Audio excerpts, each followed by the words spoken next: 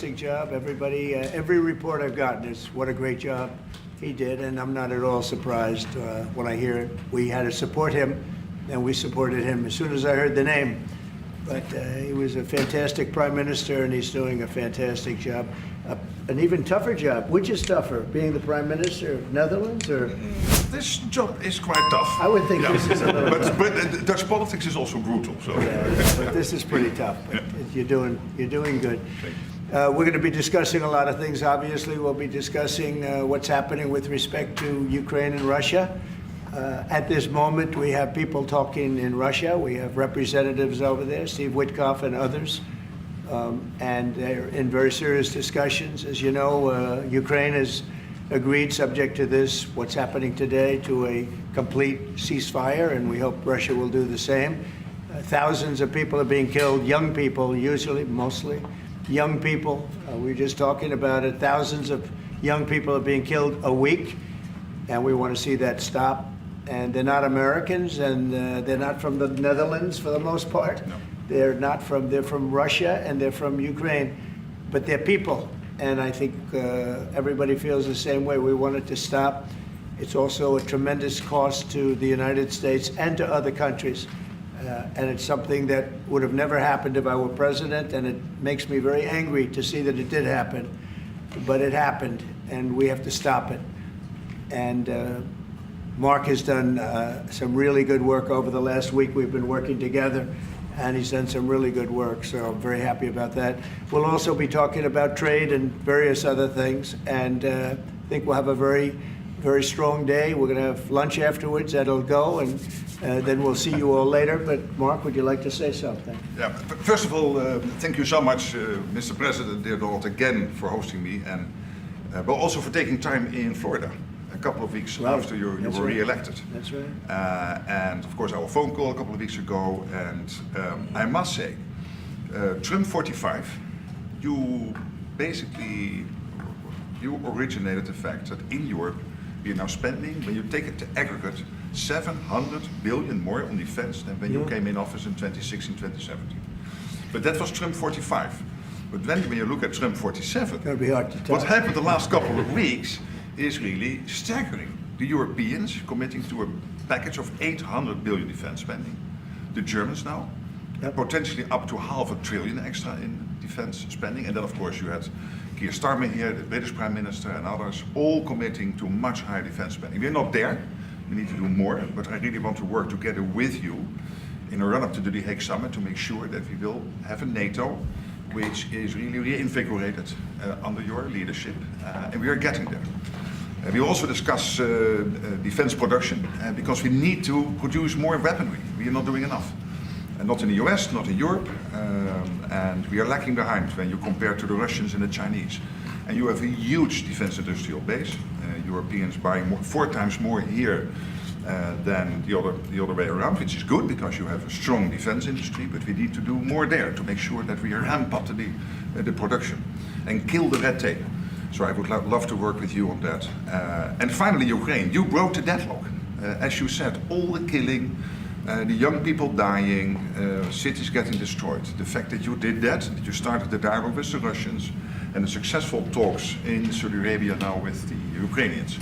I really want to commend you for this. So, The Hague is my hometown. I love to host you there in the summer and work together to make sure that will be a splash, a real success, projecting American power on the world stage.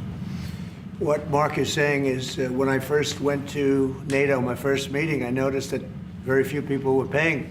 And if they weren't paying their fair share. There were only 7 countries that were paying what they were supposed to be paying, which was, it's even worse. Could be even worse.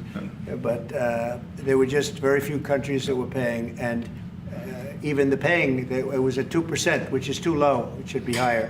It should be quite a bit higher. But you had Poland, and I remember Poland was actually paying a little bit more than they were supposed to, which I was very impressed with. They've been actually terrific, and some of the others, but most of them weren't paying, or they were paying very little. And I didn't think it was appropriate to bring it up there, but I said it's going to be brought up at my next meeting. And my next meeting, the first meeting you want to give them a little break. The second meeting, it began, and I was able to You did. raise hundreds of billions of dollars. I just said, we're not going to be involved with you if you're not going to pay. And the money started pouring in, and NATO became much stronger because of my actions and working along with a lot of people, including Mark. But they would not pay for other presidents, and I don't think other presidents even knew that they weren't paid. I asked first question, has everybody paid up? And literally, I mean, they told me 7. You could be right, it could be 3, but that makes it even worse. But they just weren't paying. And I said, no, I won't protect if you're not paying. If you're delinquent or if the money isn't paid, why would we do that? And as soon as I said that, you got a little hit from the press because they said, oh, gee, that's not very nice. But if you said the other, nobody would have paid. And the money started coming in by the billions. And, hundreds of billions of dollars flowed into NATO, and NATO became strong. Yeah. And you remember that. Your predecessor, who I thought was a very good man. Absolutely, actually. Jens Stoltenberg. He sends his best Yeah, greetings. he was Yeah. terrific. Stoltenberg, Secretary General. Great And man. he made the statement that when Trump came in, the money started coming in like we never saw before. Hundreds of billions, actually probably close to $600 billion came in. And NATO became strong from that standpoint. And now we have to use it wisely, and we have to get this war over with, and you'll be back to a normal, much more normal life. And maybe we're close. We're getting words that things are going okay in Russia, and it doesn't mean anything until we hear what the final outcome is. But they have very serious discussions going on right now with President Putin and others, and hopefully they all want to end this nightmare. It's a nightmare. It's a horrible thing when you look. I get pictures every week. They give me the pictures of the battlefield, which I almost don't want to see. It's so horrible to see young people laying arms and legs and heads laying all over the field. It's the most terrible thing that you'll ever see. And it's got to stop. These are young people with mothers and fathers and sisters and brothers and friends. And it's got to stop. So we hopefully are going to be in a good position sometime today to have a good idea. We know where we are with Ukraine, and we are getting good signals outside of Russia as to where we are with Russia. And hopefully they'll do the right thing. It's really humanity. We're talking about humanity. We're not talking about the money. But then you add the money to it, and hundreds of billions of dollars is being spent and really wasted so unnecessarily. It should have never happened.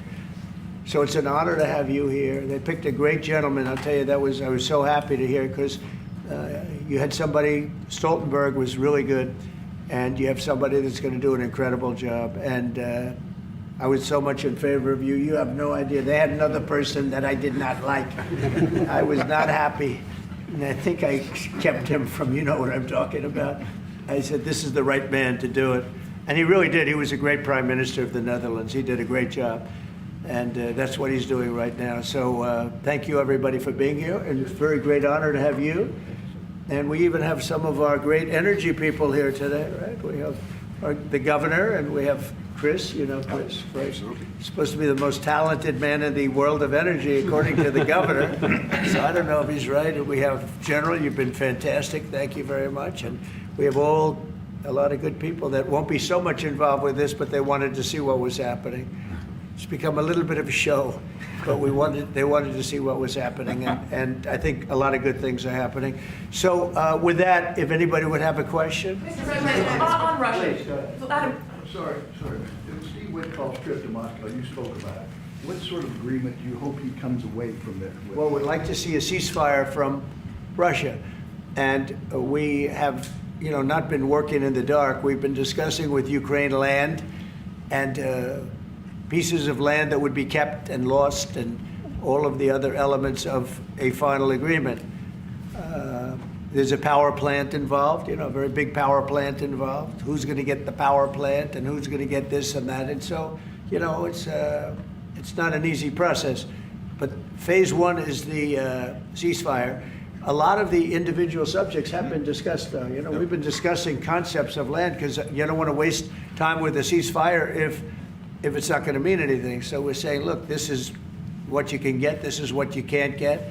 They discussed NATO and being in NATO, and everybody knows what the answer to that is. They've known that answer for 40 years, in all fairness. So a lot of the details of a final agreement have actually been discussed.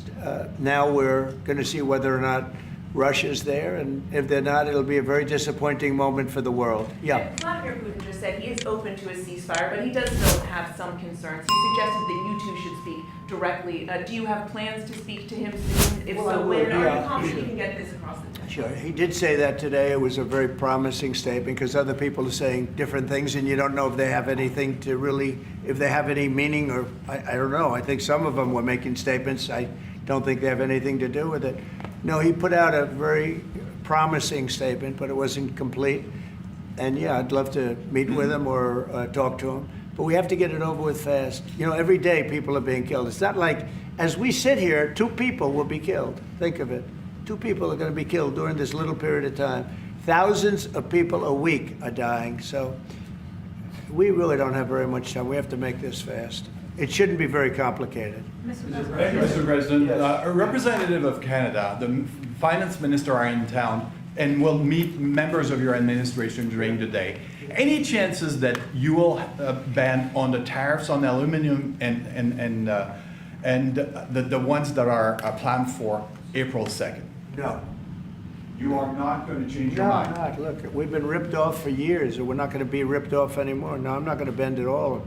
Aluminum or steel or cars. We're not going to bend. We've been ripped off as a country for many, many years. We've been subjected to costs that we shouldn't be subjected to. In the case of Canada, we're spending $200 billion a year to subsidize Canada. I love Canada. I love the people of Canada. I have many friends in Canada. The great one, Wayne Gretzky, the great. Hey, how good is Wayne Gretzky? He's the great one. But we have, I know many people from Canada that are good friends of mine. But, you know, the United States can't subsidize a country for $200 billion a year. We don't need their cars. We don't need their energy. We don't need their lumber. We don't need anything that they give. We do it because we want to be helpful, but it comes a point when you just can't do that. You have to run your own country. And to be honest with you, Canada only works as a state. It doesn't. We don't need anything they have. As a state, it would be one of the great states anyway. This would be the most incredible country visually. If you look at a map, they drew an artificial line right through it between Canada and the U.S. Just a straight artificial line. Somebody did it a long time ago, many, many decades ago, and makes no sense. It's so perfect as a great and cherished state. Keeping "O Canada," the national anthem. I love it. I think it's great. Keep it. But it'll be for the state, one of our greatest states. Maybe our greatest state. But why should we subsidize another country for $200 billion? It costs us $200 billion a year. And again, we don't need their lumber. We don't need their energy. We have more than they do. We don't need anything. We don't need their cars. I'd much rather make the cars here. And there's not a thing that we need. Now, there'll be a little disruption, but it won't be very long.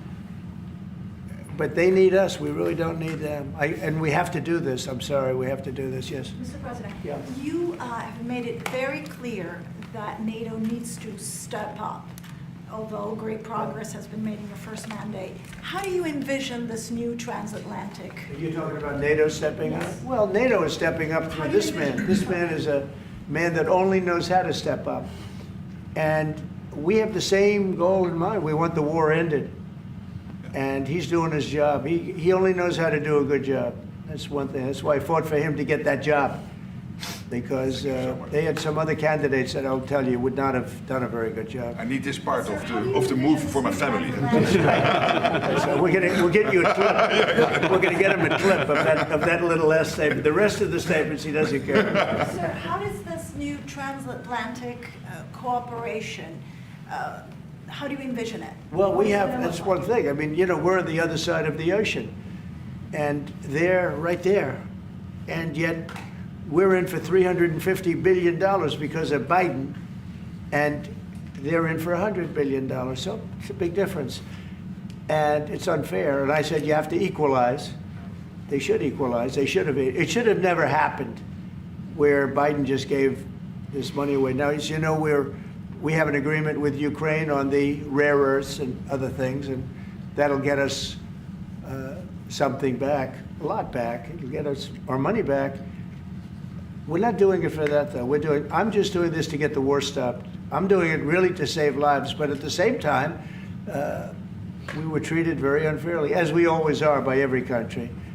And we're in for very substantially more than the European nations are in for, and that shouldn't be. You know, they're much more affected by it than we are, because we do have an ocean in between. But I don't know, I think good things are going to happen. I really do. I think good things are going to happen. I do say, we were talking before, and Mark was very nice. He said, if you would get involved, there would be nothing. You'd just be going on. This thing would have gone on for a long Breaking a time. deadlock. It was crucial. Yeah, we broke a deadlock. We did break a deadlock. I hope it's meaningful. Yes, did you have one? Yeah. Yes, sir. Thank you, Mr. President. Amanda Head with Just the News. On the southern border, you've got DHS and ICE who are reporting that there was a little bit of fudging of numbers during the Biden administration on both the catch and the release side with respect to reporting the number of illegals coming into the They country. cheated on the numbers. The numbers were. I love that question. Who are you with? Just the News, Amanda Head. Very nice. That's good. That's Do you good. know how many of those are criminal illegal aliens? And Many of them. Biden's out of office, Alejandro Mayorkas, who gets No, held Biden accountable? fudged the numbers. The numbers were totally fake. And he gave fake numbers. I knew they were fake. Everybody knew they were fake, but now it came out. And terrible what they did. That administration was a horror show for this country. Can you hold anyone accountable? Well, I don't know. They gave phony numbers. And phony numbers are a very bad thing to give, but I'm not sure about that. I don't know how it would play. We want to get it straightened out. We're after many, many bad people that were let into our country, and Kristi Noem and my friend Homan. How good is Tom Homan doing, right? And they're after him, and I mean, you see they're taking him out in record numbers. Gang members, gang leaders, drug dealers. There's a problem the Netherlands does not have. The Netherlands never had this problem. If you'd like to take it Yeah, the for a few look. drug dealers. I could deliver some people. I could deliver some nice people to the Netherlands if you'd like. I'm not sure. No, what he did to this country, letting 21 million people flow through an open border, many of those people were hard criminals from prisons and jails, from mental institutions, and I always say insane asylums, because they were seriously deranged. And they're here from, not South America, from all over the world. From South America, but from all over the world. And it's so sad. You'd say, why would anybody do this? Why? Yeah, go ahead. And one more, there's some new internal Democrat polling that doesn't look great for Democrats, but it also has 54% unfavorability for Republicans in swing states and battlegrounds for the midterms. Do you consider those voters capturable for Republicans? Yeah, well, we did, you know, I won every swing state, as you know, by a lot. And I won the popular vote by a lot. And we won the counties. If you look at the counties and district plan, we had 2,725, and they had 501. That's why the map is all red. So we had a great thing. Yeah, I think winning from the Democrats, I saw, if you look the other night, I made a speech, and I introduced two young ladies who were killed, viciously, violently killed. Young, unbelievable, both outstanding people. They were killed by illegal aliens. And the Democrats wouldn't get up and applaud. The mothers were, I mean, inconsolable. They were crying, and everybody was crying. The Democrats sat there with stone faces. They didn't clap. They didn't stand. They didn't do anything. We had a young man with very serious cancer. His dream is to be with the police department someday. And he was introduced. They didn't even clap. I mean, they were disgusting, frankly. They were disgusting. There's something wrong with them. They're deranged. They're deranged, like Jack Smith. They're deranged people.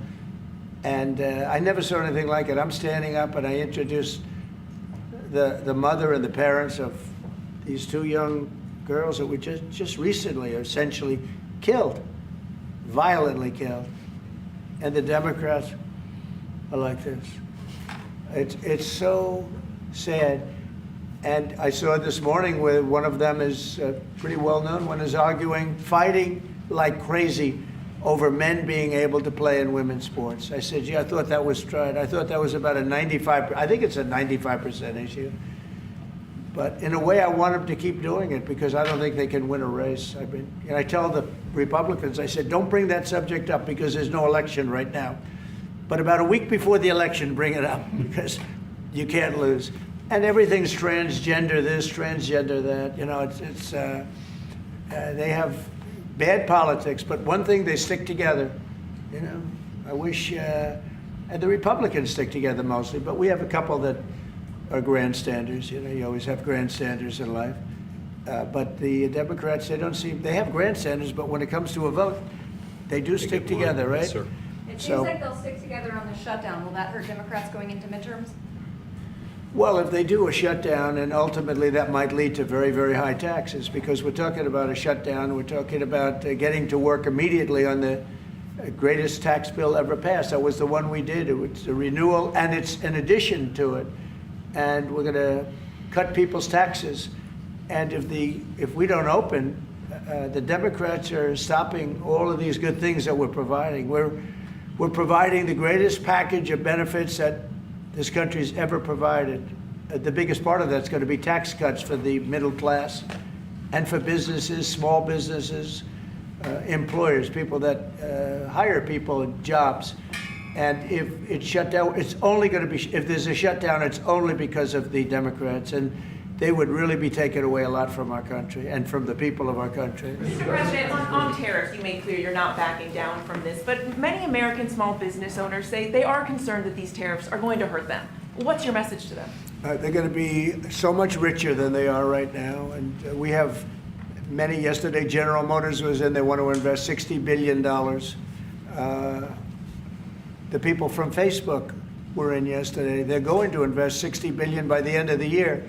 Other people are talking about numbers. Apple, as you know, a few days ago announced $500 billion investment. They're going to build their plants in the United States, which, as you know, almost all of their plants are in China. Now they're building in the United States.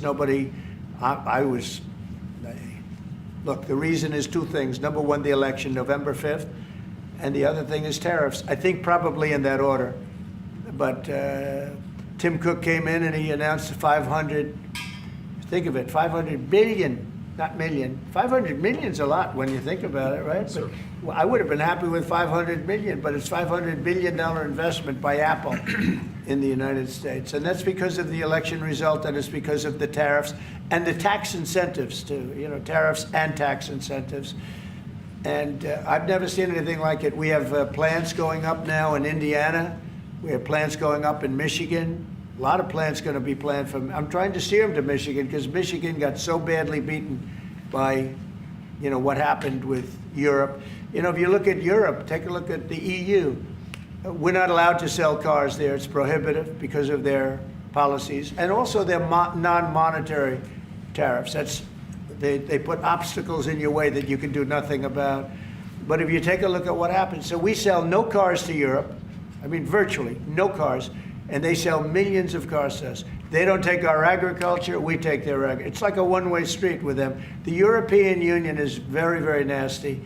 They sue our companies. Apple was forced to pay $16 billion on a case that, very much like my cases that I won. They shouldn't have been even cases, but we felt they had no case, and they ended up having an extremely favorable judge and decision. But they're suing Google, they're suing Facebook, they're suing all of these companies, and they're taking billions of dollars out of American companies, many more than the ones I just mentioned.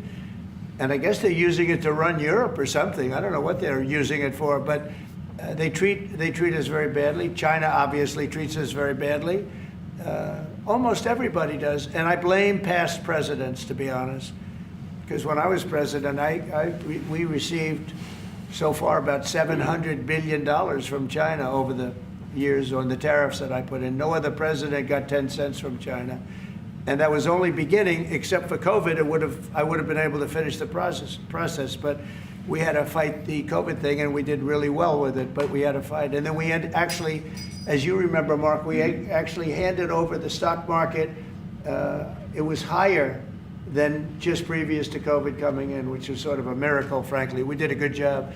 But the tariffs are very important. And I think the psychology, there's great spirit. When Mark came in, he said, congratulations, there's a whole new spirit, there's a whole new light over this country and really over the world. Because you have somebody that, a whole group of people really, because I talk about this whole group, that we know what we're doing and a lot of great things are happening. But I've never seen investment like this.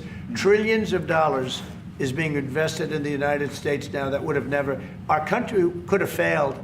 Another 4 years of this, what happened in the last 4 years, our country would have been a crime-ridden mess. And I don't know if you noticed, little thing they call it, but it's not a little thing if you don't have, if you like eggs and you don't have a lot of money. Eggs have gone down 25% in the last couple of weeks. We inherited that problem, eggs. Groceries have gone down a little bit. Energy's gone down.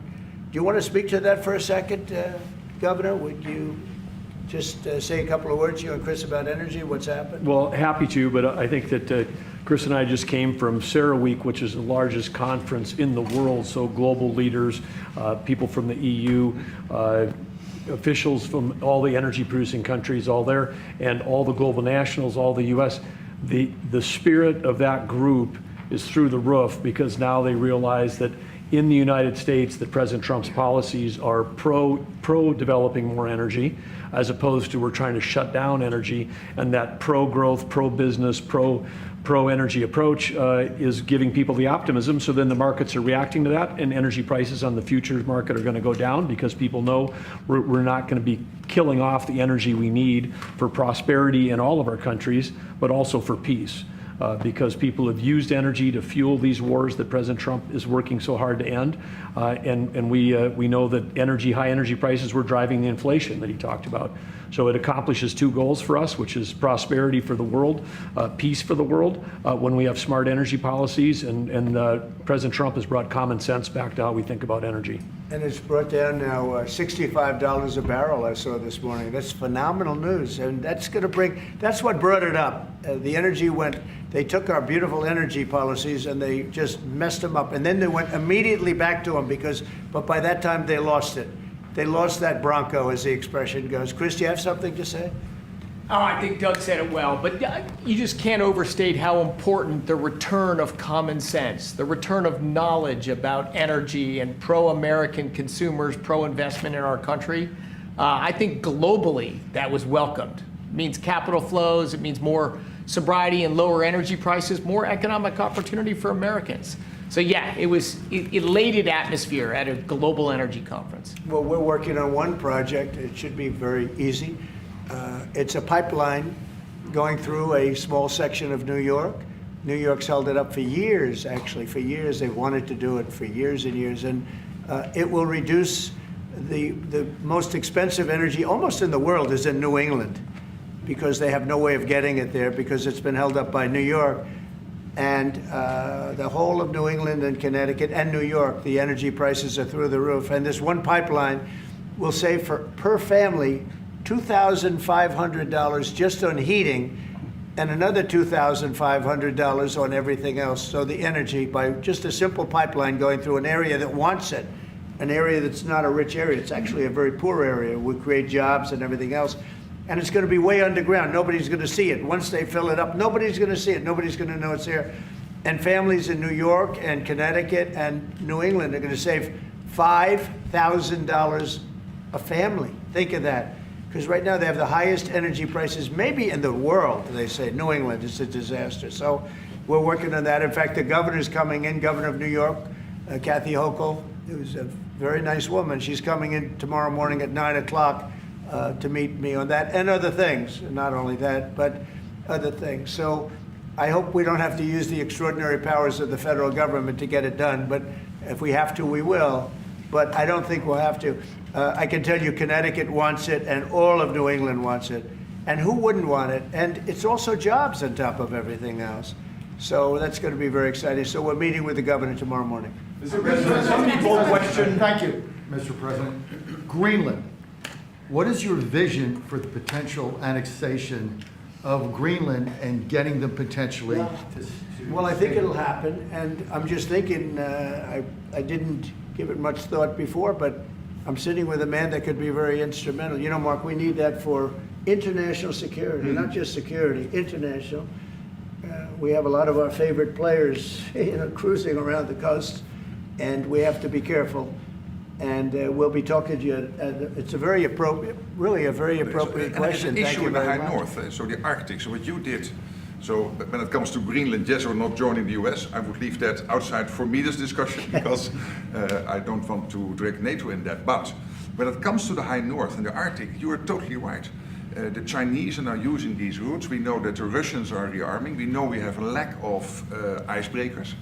So the fact that the outside Russia, there are 7 Arctic countries working together on this under US leadership is very important to make sure that that region, that part of the world stays safe. And we know things are changing there and we have to be there.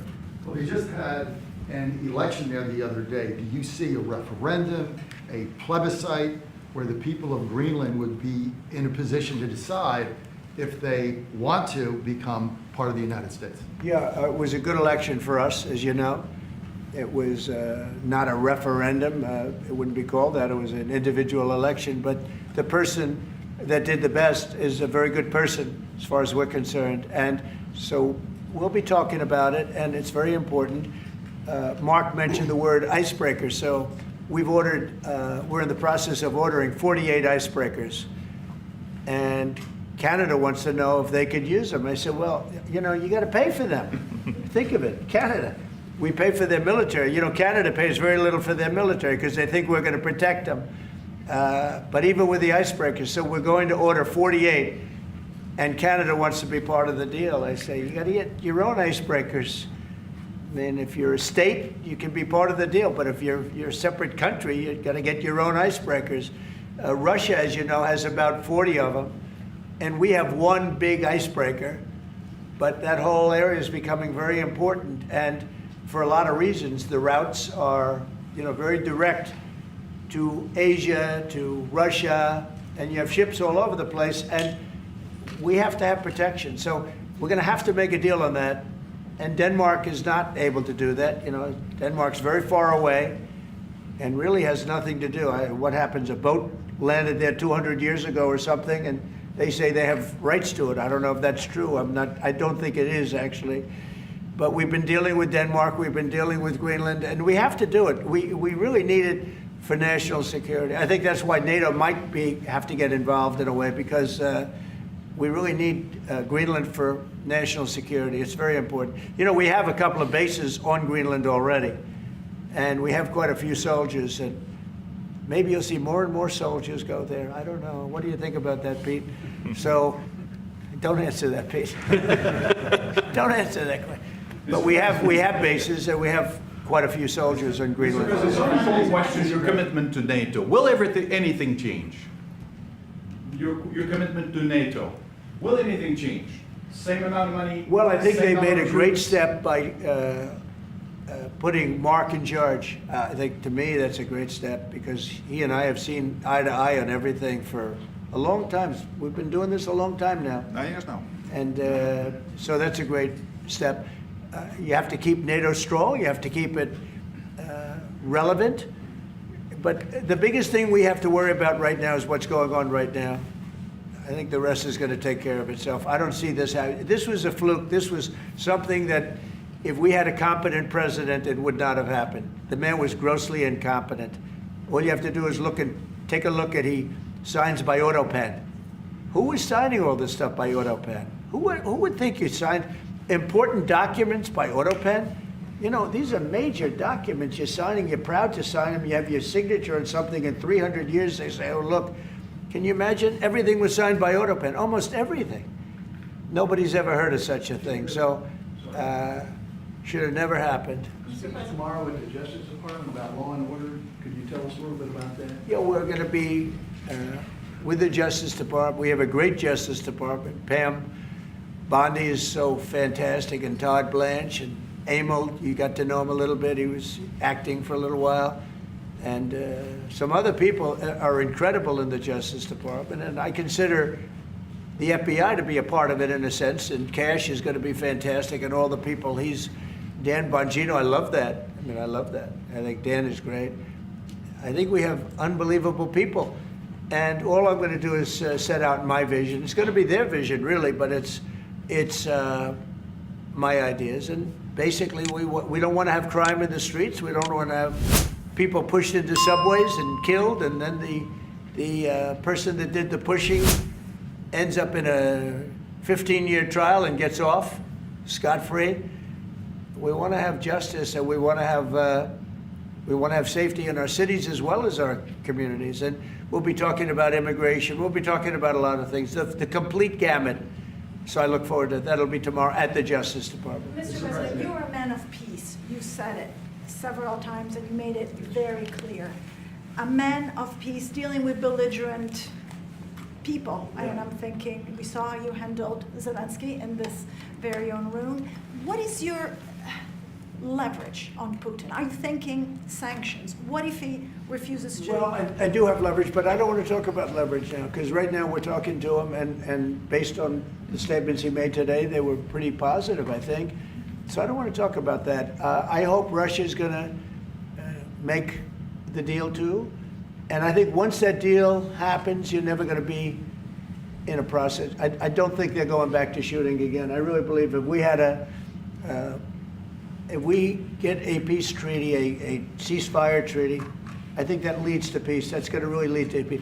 I don't think anyone wants to go back. They've been doing this for a long time, and it's vicious and violent. And I think if President Putin agrees and does a ceasefire, I think we're going to be in very good shape to get it done. We want to get it over with. That's why it was very important what I instructed everybody, including Steve, what we're looking for, to discuss concepts of land, concepts of power plants, because it's complicated. You know, you have you're sort of creating the edge of a country. The sad part is that country, if this didn't happen, and it wouldn't have happened, I don't know if they would have to give anything back. I guess Crimea, you know, I said it last time, Crimea was given by Obama. Biden gave him the whole thing, and Bush gave him Georgia. And Trump didn't give him anything. I gave him, you know what I gave him? I gave them javelins. And the javelins were very effective, as you know. I gave them nothing. 2019. And then also, if you take a look, I was the one that stopped the pipeline going into Europe. It was totally stopped. Nord Stream 2, nobody ever heard of Nord Stream 2 before I came along. But I got along very well with President Putin. I got along with most of them. I get along great with President Xi. I got along great with Kim Jong-un. I got along great with all of them. And we had no wars. We had no problems. We wiped out ISIS in record time. General Raisin Kane, and he wiped them out. And he was going to be our new chief, right? He's going to be the head of Joint Chiefs of Staff. And he's a highly respected man. He's going to be great. Pete's going to be fantastic. I have no doubt about it. We have a great team, really great team. Yeah, please. Go ahead, please. Mr. President, some of our allies have said that they're worried that they could be the next to be attacked by Russia. You've spoken directly with the Russian president. Yeah. Do you think those fears are justified? No, I don't. I think when this gets done, it's done. They're going to all want to go home and rest. I don't see it happening. Nope, I don't see that happening. And we'll make sure it doesn't happen. Not going to happen, but we'll make sure it doesn't happen. Yeah, go ahead, please. Leaders from Russia and Iran are heading to Beijing tomorrow to discuss nuclear programs. What do you hope to get out of that? Well, maybe they're going to talk about non-nuclear programs. Maybe they're going to be talking about the de-escalation of nuclear weapons, because, you know, I was talking about that with President Putin very strongly, and we could have done something had that election not been rigged. We would have had something. I think I would have made a deal with Putin on de-escalation, denuclearization, as they say. But we would have de-escalated nuclear weapons, because the power of nuclear weapons is so great and so devastating. And right now, Russia and us have by far the most, but China will catch us within 5 years. China doesn't have, but they're in the process of building, and they build.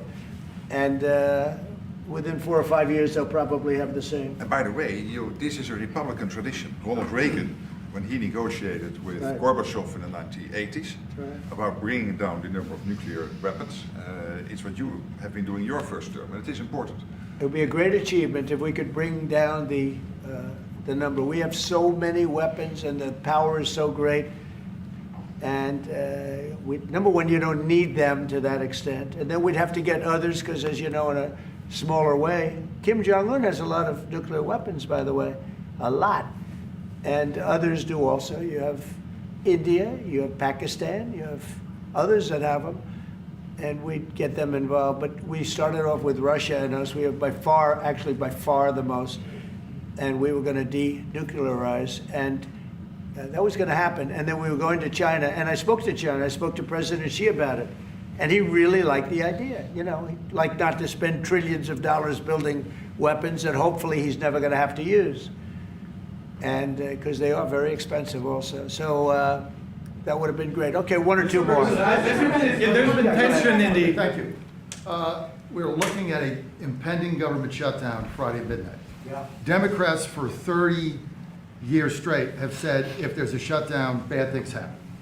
Do you anticipate direct negotiations yourself with conference leader of the Democrats, Chuck Schumer? If they need me, I'm there 100%. It's right now it's 2 or 3 people. If it shuts down, it's not the Republicans' fault. You know, we passed a bill where we had an incredible Republican vote. We only had 1 negative vote, a grandstander, you know, 1 grandstander. There's always a grandstander in the lot. But it was amazing. People were amazed that the Republicans were able to vote in unison like that, so strongly. If there's a shutdown, even the Democrats admit it'll be their fault. And I'm hearing a lot of Democrats are going to vote for it, and I hope they do. This is an extension.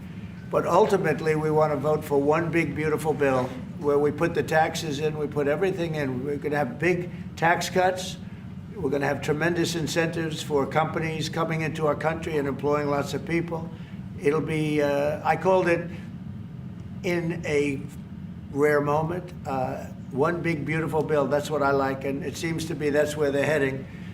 And we'll have to take care of something to do with Los Angeles. A place called Los Angeles almost burned to the ground. By the way, I broke into Los Angeles. Can you believe it? I had a break-in. I invaded Los Angeles, and we opened up the water, and the water is now flowing down. They have so much water, they don't know what to do. They were sending it out to the Pacific for environmental reasons.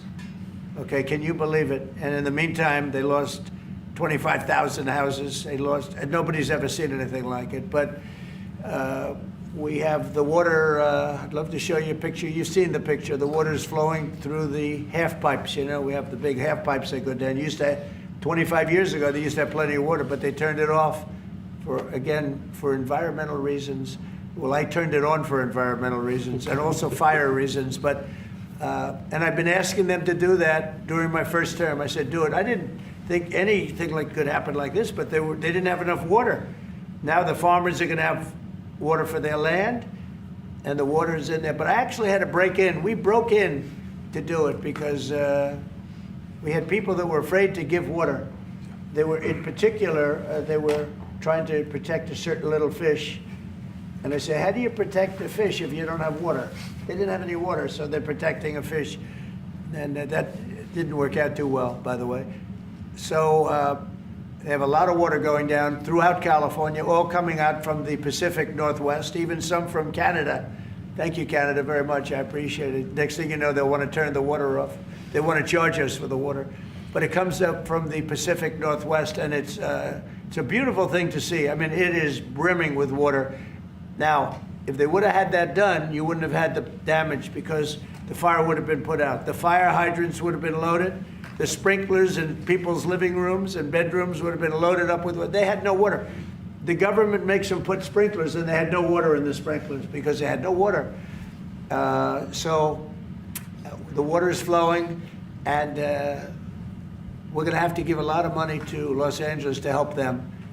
And the Democrats are going to want to do that. So that's the one thing different. And frankly, I think that makes it a lot easier.